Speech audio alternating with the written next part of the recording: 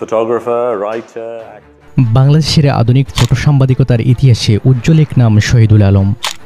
একজন শিল্পী, শিক্ষক, মানবাধিকার কর্মী এবং নির্ভীক সত্যকথক, যিনি ক্যামেরাকে ব্যবহার করেছেন শুধু শিল্পের জন্য নয়, বরং সত্য প্রকাশের অস্ত্র হিসেবে।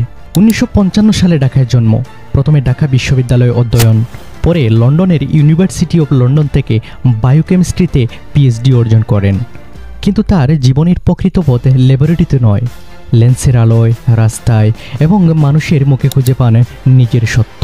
1989 সালে প্রতিষ্ঠা করেন ডিক পিকচার লাইব্রেরি, যা বাংলাদেশের ফটো সাংবাদিকতার অন্যতম স্তম্ভ। পরে গড়ে তোলেন পাঠশালা, সাউথ এশিয়ান মিডিয়া ইনস্টিটিউট, যেখান থেকে জন্ম নিয়েছে শত শত তরুণ ভিজুয়াল সাংবাদিক। তার আরেক বড় উদ্যোগ চিত্রাঙ্গন, দক্ষিণ এশিয়ার সবচেয়ে প্রভাবশালী আন্তর্জাতিক ফটো উৎসব। শহীদুল আলম কখনো ক্যামেরার আড়ালেই থাকেননি। 2018 সালের নিরাপদ সড়ক আন্দোলনে সরকারের সমালোচনা করায় তাকে গ্রেফতার করা হয়, কিন্তু তার কণ্ঠ স্তব্ধ হয়নি। Amnesty international, human rights watch এবং ইউনেস্কো তার মুক্তির দাবি তুলে তিনি হয়ে ওঠেন স্বাধীন মতের এক বিশ্বপ্রতীক।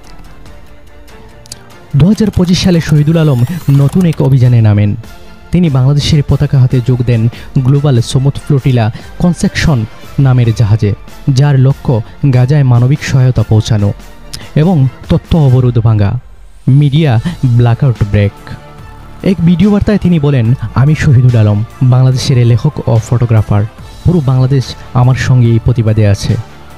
সমুদ্রের উত্তাল ঢেউ, ঘূর্ণিঝড়, যুদ্ধজাহাজের ঘেরাও, সব কিছুর মধ্যেও তিনি বলেন, আমরা গাজায় পৌঁছাবো, কারণ ন্যায় থেমে থাকে না।